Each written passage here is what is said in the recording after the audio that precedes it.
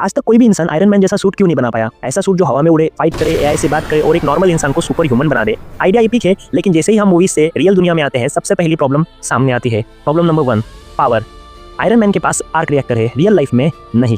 आज की दुनिया में इतनी छोटी, इतनी पावरफुल और इतनी सेफ एनर्जी सोर्स एग्जिस्ट नहीं करती जो एक ह्यूमन वेयरेबल सूट को घंटों तक चला सके। बैटरी टेक्नोलॉजी इंप्रूव हो रही है, लेकिन एनर्जी डेंसिटी में अभी तक कोई गेम चेंजिंग जंप नहीं आया।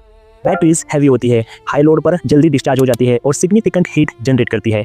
मतलब सूट पहनते ही तुम सुपर हीरो कम और चलती फिरती पावर बैंक ज्यादा लगोगे। अब problem number 2, wait.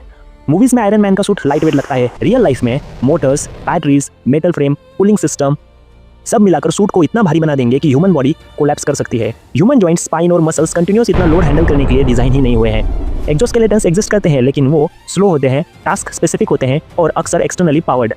Iron man जैसी स्पीड, एजिबिलिटी और फ्रीडम वो प्रोवाइड नहीं करते। Problem number 3, control. मूवीज में सूट डायरेक्ट दिमाग से कंट्रोल होता है, रियल लाइफ में ब्रेन मशीन इंटरफेसेस पर रिसर्च चल रही है, लेकिन वो अभी बेसिक सिग्नल्स तक लिमिटेड है। कैलिब्रेशन और ट्रेनिंग मांगते हैं और एरर फ्री नहीं होते। High speed, high power combat suit को ब्रेन से सेफली कंट्रोल करना अभी पॉसिबल नहीं है। और जब तुम्हारे बॉडी पर हंड्रेड्स ऑफ किलोग्राम्स का पावर्ड आर्मर हो तो एक छोटी सी कंट्रोल एरर सीरियस इंजरी या डेथ तक ले जा सकती है। अब आते हैं प्रॉब्लम नंबर 4 पे, हीट। मोटर्स चलेंगे, इलेक्ट्रॉनिक्स काम करेंगे, बैटरी डिस्चार्ज होगी और इन सब के साथ हीट जनरेट होगी। वेरिएबल सिस्टम्स में हीट डिसिपेशन एक मेजर इंजीनियरिंग चैलेंज है। आयरन मैन मूवी में कूल दिखता है, लेकिन रियल सूट में नहीं। स्किन बर्न्स, ऑर्गन डैमेजेस या कंप्लीट सिस्टम फेलियर सब रियलिस्टिक रिस्क है।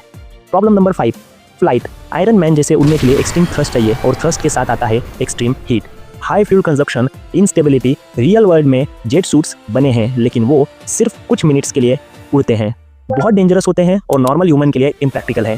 फिजिक्स इसे अलाउ करती है, लेकिन आज की टेक्नोलॉजी नहीं। आयरन मैन जैसा smooth, stable, long duration flight अभी टेक्नोलॉजी के बाहर है। Problem number 6, safety and law. मान लो टेक्नोलॉजी इशू सॉल्व हो भी गया, फिर आता है सेफ्टी और लीगलिटी का सवाल। पावर्ड आर्मर वेपन्स और personal flight systems real life में हैवीली रेगुलेटेड होते हैं। पब्लिक स्पेस में ऐसे सूट्स का यूज इलीगल हो सकता है और पब्लिक सेफ्टी के लिए सीरियस थ्रेट भी बन सकता है। हीरो बनना ईजी लगता है, लेकिन रियल दुनिया में रिस्पॉन्सिबिलिटी का वेट सूट से ज्यादा हैवी होता है। Problem number 7, human limitation. सबसे इंपॉर्टेंट बात, आयरन मैन सूट के अंदर फिर भी इंसान ही होता है। इंसान थकता है, इंसान घबराता है, इंसान गलती करता है और जब गलती हाई पावर टेक्नोलॉजी के साथ हो तो कॉन्सिक्वेंसेस नॉर्मल नहीं होते। अगर इसकी रियलिटी ही चेक करनी है तो रियल लाइफ में आयरन मैन जैसा सूट बनाना सिर्फ इंजीनियरिंग चैलेंज नहीं है, ये एनर्जी का चैलेंज है, बायोलॉजी का चैलेंज है, सेफ्टी का चैलेंज है और एथिक्स का चैलेंज है। इसका मतलब ये नहीं कि फ्यूचर में कुछ भी पॉसिबल नहीं। Exoskeleton, AI systems, jet technology सब डेवलप हो रहे हैं, लेकिन आयरन मैन जैसा all in one complete suit अभी भी साइंस फिक्शन ही लगता है। और शायद ये बुरा भी नहीं है, क्योंकि जब तक टेक्नोलॉजी ह्यूमन मैच्योरिटी से ज़्यादा पावरफुल होती रहेगी, तब तक सबसे इंपॉर्टेंट चीज़ सूट नहीं होगी, सोच होगी। आयरन मैन बनना सिर्फ सूट पहनने का नाम नहीं है, आयरन मैन बनना ये डिसाइड करने का नाम है कि पावर मिलने के बाद तुम उसका यूज़ कैसे करते हो। मिलते हैं अगले वीडियो में, गुड बाय।